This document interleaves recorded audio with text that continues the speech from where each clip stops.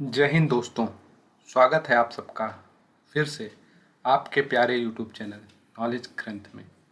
आज हम आपके लिए लेकर आए हैं एक स्पेशल टॉपिक जो एमपीपीएससी प्री, मेंस और इंटरव्यू तीनों के लिए बहुत ही लाभकारी है। 100% चांस है कि इस साल एमपीपीएससी का जो मेंस होगा उसमें इस टॉपिक से क्वेश्चन ज़रूर आना है और हमने इस टॉपिक को बहुत बेहतरीन ढंग से कंप्लीट किया है। सारे टॉपिक्स की बारीकियों से कंप्लीट किया गया है। आज हम पढ़ने जा रहे हैं यूनेस्को का हिस्टोरिक अर्बन लैंडस्केप प्रोजेक्ट जो एमपी ने लॉन्च कर दिया है। एमपी की 2 सिटी हैं जो यूनेस्को में अभी अभी ऐड की गई हैं और उनके लिए ये प्रोग्राम लॉन्च किया गया है। तो आज हम जानेंगे क्या है इस प्रोग्राम का, इस प्रोजेक्ट का मेन मकसद क्या है और इससे क्या फ़र्क पड़ेगा एमपी में।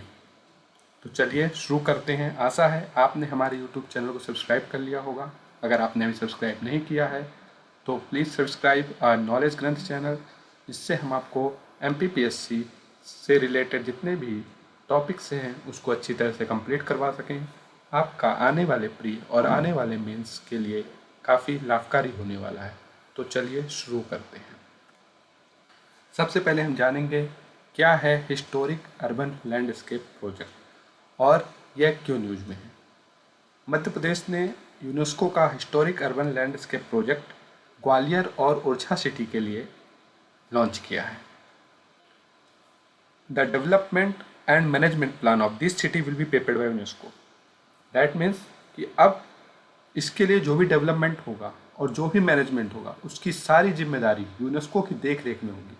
इसका ऐसा मतलब नहीं है कि यूनेस्को ही सब कुछ करेगा, बट यूनेस्को उसके लिए फंड प्रोवाइड करेगा, यूनेस्को उसके लिए प्लानिंग करेगा और इसे इम्प्लीमेंट करेगा स्टेट गवर्नमेंट और हमारा जो सेंट्रल गवर्नमेंट है।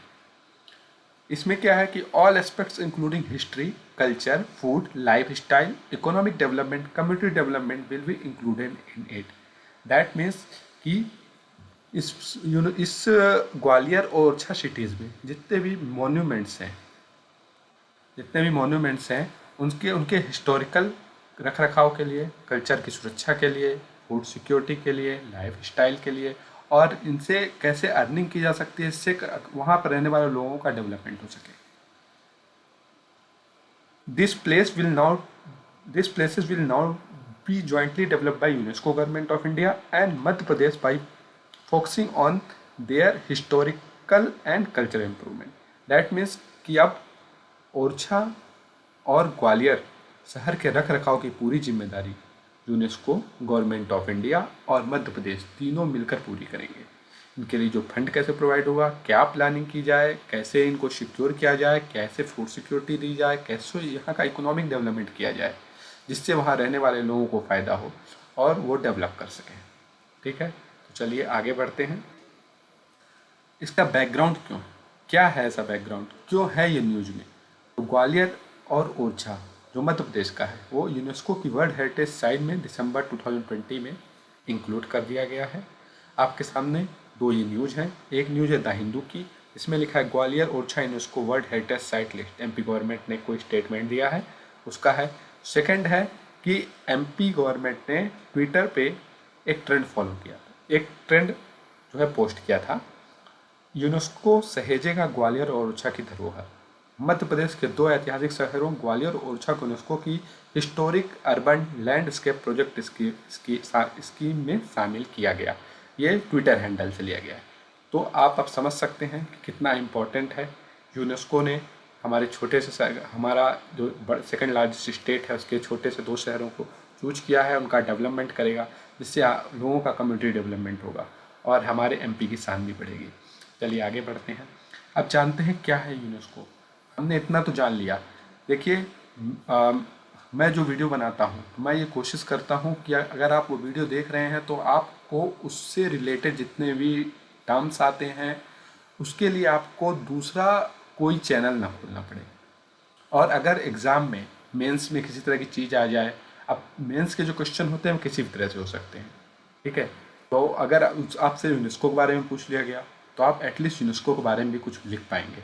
अगर हम यूनेस्को पर वीडियो बनाने लगे तो वीडियो बहुत बड़ा हो जाएगा, लेकिन फिर भी मैंने हर टॉपिक को थोड़ा थोड़ा पूरा कवर किया है, जिससे आप 3 मार्क का क्वेश्चन, 6 मार्क का, 15 मार्क का क्वेश्चन आते हैं उसको पूरी तरह से कंप्लीट कर पाएंगे MPPSC मेंस के लिए। और प्री में तो श्योर है, क्योंकि प्री का जो MPPSC का जो प्री का पैटर्न रहा है वो करंट का बहुत ऊपर ऊपर से ही रहा है, बट उसमें भी अगर आपसे कुछ डीप में पूछ लिया तो आप आंसर कर पाएंगे, ये मेरी गारंटी है। ठीक है, तो चलिए पहले पढ़ते हैं कि क्या है UNESCO. UNESCO stand for, UNESCO का फुल फॉर्म क्या है? The United Nations educational, scientific and cultural organisation. जैसे कि नाम से ही पता चला है, नेम इटसेल्फ डिफाइन इट, कि ये एक स्पेशलाइज्ड एजेंसी है किसकी? United nation. यूनाइटेड नेशन आपको पता ही होगा 1945 में बनाया गया था। इसका काम क्या है कि वर्ल्ड का जो पीस है और सिक्योरिटी है उसको इंटरनेशनल कोऑपरेशन के थ्रू प्रमोट करना, जिसमें आपका एजुकेशन को कैसे प्रमोट किया जाए, साइंसेस को कैसे प्रमोट किया जाए और कल्चर को कैसे प्रमोट किया जाए, ये यूनेस्को का मेन मोटो है। यूनेस्को में अभी 193 मेंबर्स स्टेट हैं और 11 एसोसिएटेड मेंबर्स होते हैं। एसोसिएटेड मेंबर्स की ये जो मेंबर्स होते हैं ये आपके फ्यूचर में हो सकता है कि इसके मेंबर बन जाएं। अभी छोटी छोटी जो कंट्री 11 एसोसिएटेड कंट्रीज से इनको उसका एक्सपीरियंस मिलता रहे कि कैसे काम करता है, ये थोड़ा इन्वॉल्वमेंट दिखाते हैं। ठीक है, तो ये होती हैं एसोसिएटेड मेंबर्स। और अभी यूनेस्को क्या है? यूनेस्को जो है नॉन गवर्नमेंटल, इंटर गवर्नमेंटल और प्राइवेट सेक्टर तीनों के साथ मिलकर ही डेवलपमेंट कर पाता है।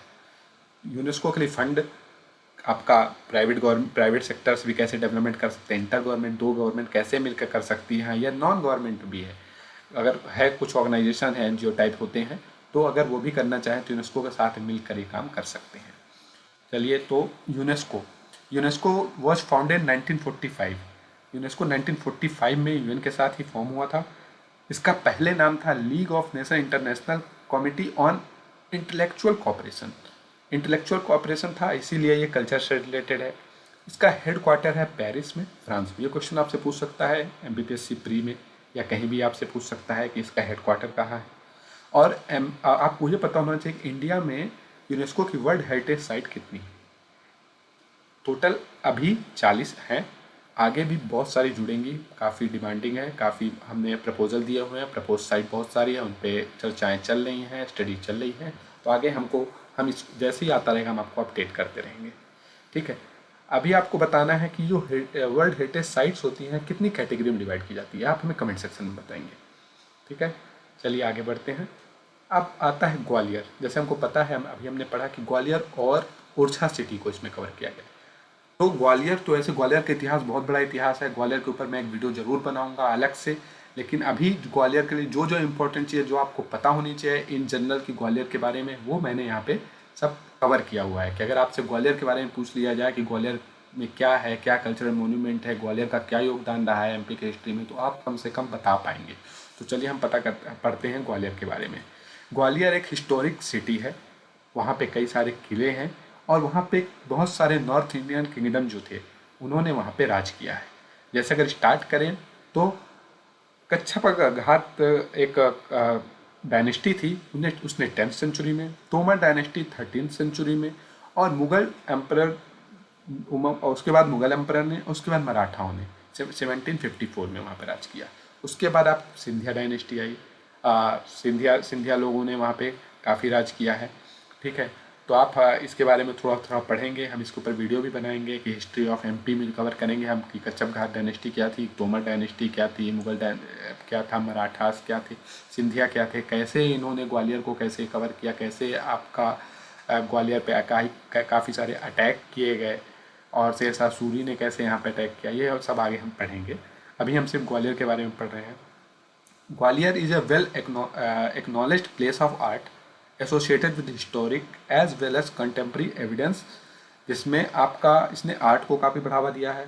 जैसे आपने जावेद अख्तर का नाम सुना होगा, तो जावेद अख्तर की कम से कम 3 जनरेशन जो हैं, जिसमें आपके मुश्तर खैरबादी, उनके बेटे निशार अख्तर और उनके ग्रैंडसन जावेद अख्तर जो है, इनका एक लिटरेसी में, मतलब राइटिंग में एक बहुत बड़ा योगदान रहा है, वो यहाँ से बिलोंग करते हैं।